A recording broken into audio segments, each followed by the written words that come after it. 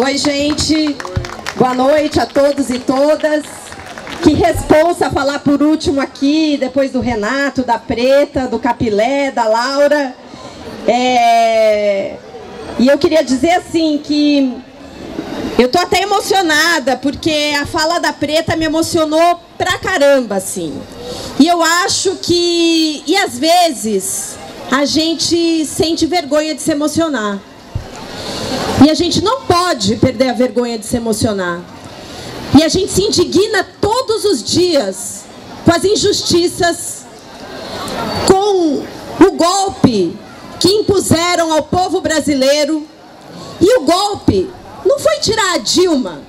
O golpe foi aprovar uma reforma trabalhista que acaba com os direitos dos trabalhadores, é tentar aprovar a reforma da Previdência, é tentar acabar com o movimento sindical, é vender o nosso país para os estrangeiros e acabar com a nossa soberania.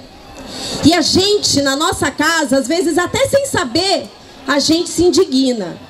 Mas a gente tem que transformar essa indignação em uma emoção que nos coloque na luta. Porque nós não vamos permitir que o Brasil seja destruído por esses golpistas. E quem começou tudo isso, e quem impulsionou tudo isso, foram os meios de comunicação hegemônicos no nosso país. Que pela novela, pelo Jornal Nacional, pelos rádios que ficam ligados o dia inteiro no táxi, fazendo uma lobotomização do taxista e de todo mundo que está lá, dizendo que bandido bom é bandido morto, dizendo que o povo tem que fazer justiça pelas próprias mãos numa concessão pública, como fez a Raquel Sherazade no SBT, dizendo tem que algemar o ladrão. E quem é o ladrão? É o jovem negro que vive na periferia. Tem que algemar mesmo. Nós não podemos permitir. E nós temos que nos indignar. Mas nós não podemos ficar indignados dentro de casa. Nós temos que levar essa indignação para as ruas. E começar a discutir com as pessoas. Discutir o quê? Discutir política, companheiros.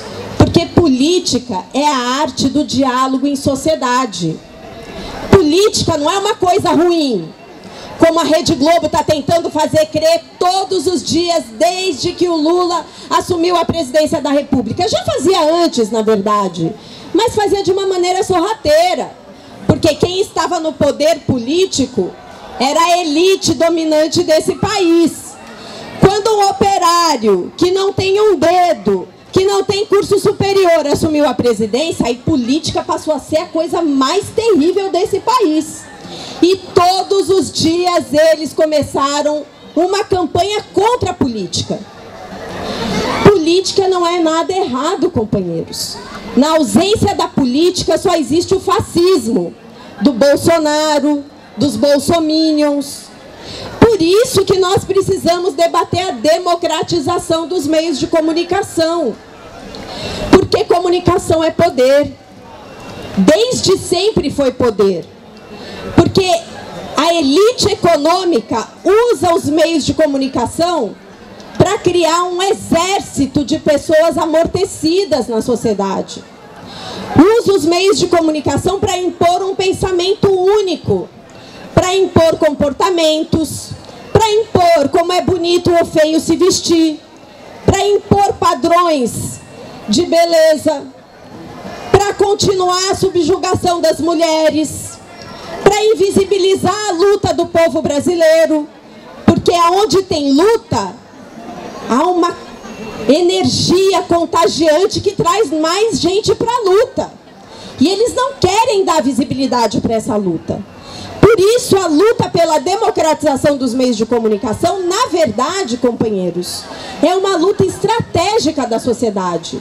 É uma luta que, se a gente não conseguir avançar no sentido de criar mais diversidade e pluralidade, ou como quem disse, talvez o primeiro que disse isso aqui foi o próprio Boulos, a gente tem que se ver nos meios de comunicação.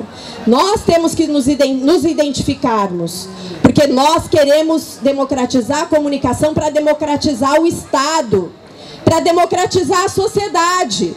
Sem comunicação democrática não tem democracia. continua sendo invisível. E os visíveis são apenas a elite econômica. Ou os bonitos são os que moram no eixo Rio e São Paulo, geralmente lá no Leblon, que é bacana. Esse é o padrão. Mas nós não podemos nos contentar com esse padrão. Então, o que fazer? Bom, nós tentamos desenvolver uma luta intensa nos anos dos governos Lula e Dilma para tentar democratizar os meios de comunicação. E o que significa democratizar os meios de comunicação? Significa criar regras mínimas, que inclusive países que são exemplos de democracia para a elite brasileira já têm, como os Estados Unidos, países da Europa. Significa o quê? Significa dar espaço para que outros agentes sociais possam sim ter espaço nos meios de comunicação. Porque a Rede Globo, não sei se todo mundo aqui sabe, não é propriedade do Roberto Marinho. Quer dizer, a Rede Globo sim, mas o espectro por qual passam os sinais que chegam na sua televisão é um espaço público do povo brasileiro, que foi concedido para a Globo explorar por um tempo determinado. Revolucionário seria que no início e no fim de todo o programa de televisão estivesse escrito: esta emissora é uma concessão pública que foi outorgada no dia tal e que termina no dia tal. A sociedade brasileira tem o direito de saber que a Globo não é propriedade só dos Marinho, que a sociedade pode ser chamada, quando for finalizar, quando chegar o fim do período de concessão, para discutir. Nós devemos renovar essa concessão? Ou será que a sociedade quer, por exemplo, criar um pool de organizações para criar uma personalidade jurídica e, de repente, o Mídia Ninja, os Jornalistas Livres, o MTST, o Povo Sem Medo e todas as organizações da sociedade dizem o seguinte: eu quero concorrer a ter um espaço, eu quero participar da licitação para operar um canal de televisão. Por que não pode? Por que não pode? Isso é democratizar as comunicações do nosso país. É ter transparência em como são realizadas essas concessões. É garantir a existência de um campo público de comunicações. Porque, olha, a comunicação não pode ser só privada, comercial, como é a Globo, o SBT, a Bandeirantes. A comunicação também tem que ser pública. E o que é uma comunicação pública? É uma comunicação onde a sociedade participa da curadoria do que deve ser transmitido naquela emissora, participa da discussão econômica, participa de todo o processo de debate de construção daquela TV, como, por exemplo, estava em fase embrionária a construção da TV Brasil, que foi, não por acaso, uma das primeiros ataques do governo golpista a acabar com a TV Brasil. Porque nenhum golpe convive bem com a liberdade de expressão. Se houver liberdade de expressão, nenhum golpe prospera. Porque a sociedade vai se manifestar contra. Então é preciso calar as vozes dissonantes. É preciso invisibilizar a luta contra o golpe. Então eles foram lá e fizeram uma intervenção na TV Brasil, que era, há 8 anos, 9 anos, um embrião, pela primeira vez na história brasileira, da construção de um campo público de comunicação. O governo Lula e o governo Dilma fizeram muito pouco pela democratização da comunicação, quase nada, mas deram uma contribuição quando criaram a EBC. E a gente tinha que ter se apropriado disso e tinha que ter lutado para impedir a intervenção na EBC. Mas ainda podemos lutar. E podemos lutar não só em nível federal. Eu acho que esses debates que a plataforma do Vamos está fazendo são muito importantes para a gente pensar coletivamente quais são as saídas para a gente ter uma comunicação mais democrática. Por exemplo, temos que participar mais e defender as TVs e as rádios comunitárias, porque quem faz a comunicação é a comunidade. Nós, companheiros, nós temos que resgatar e fazer com que pipoque pelo Brasil a ideia de um jornalismo cidadão. Essa ideia que a Globo Folha de São Paulo, Estadão e companhia tentam vender de que o jornalismo é neutro, é isento, é objetivo. Tudo isso é mentira. Eles têm lado, mas eles não dizem que tem.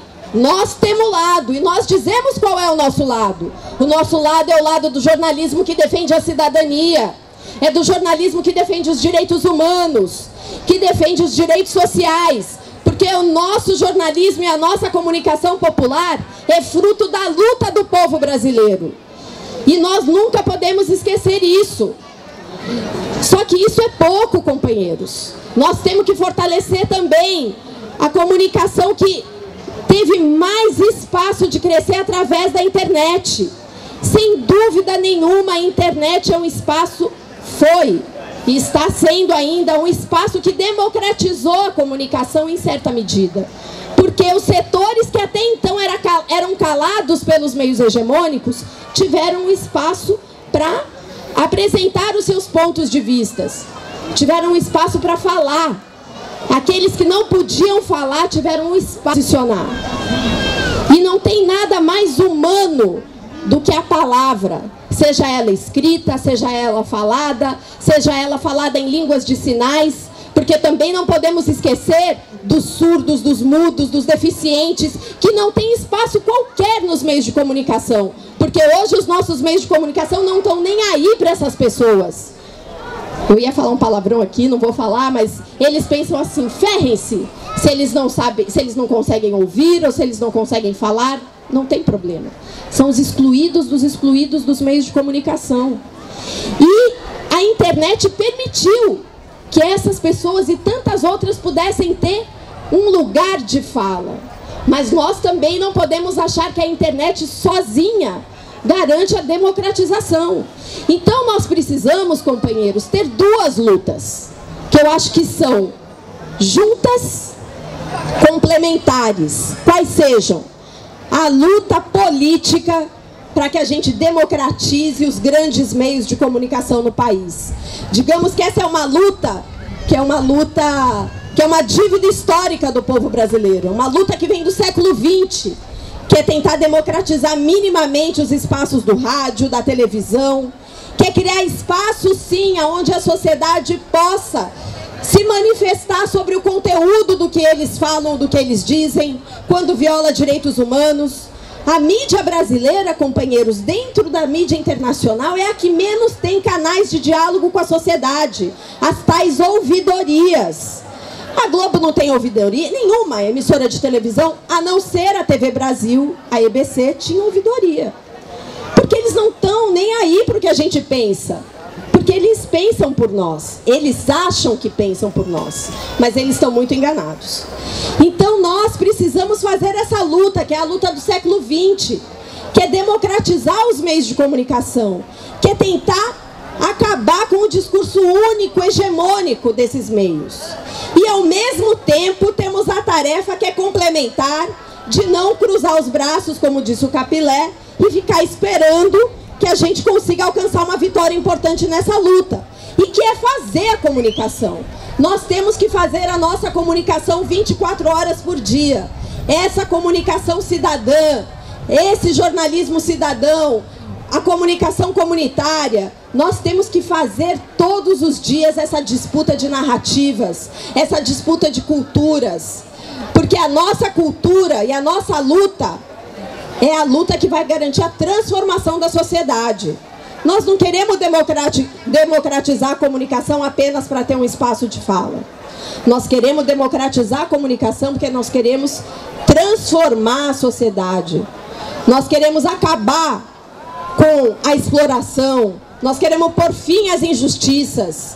Porque o povo brasileiro é um povo trabalhador, é um povo guerreiro, que não merece estar passando pelo que está passando agora, desse golpe que acabou com, pelo menos que momentaneamente, com conquistas históricas que a gente conseguiu obter nesses últimos 13 anos. Então eu acho que esses espaços de diálogos, essas trocas de ideias, essas iniciativas que nós precisamos e estamos desenvolvendo de pensar alternativas para o futuro do Brasil, elas são essenciais para que a gente possa dar a volta por cima. E E essa volta por cima, como disse aqui vários do que já me antecederam, é feita de baixo para cima. Porque, como diz um grande amigo meu, um jornalista uruguaio, de cima para baixo só se constroem os poços. E nós estamos querendo acabar com os poços. Então, vamos em frente, que eu tenho certeza que a gente vai ter uma luta aí difícil, mas a gente vai vencer. Obrigada.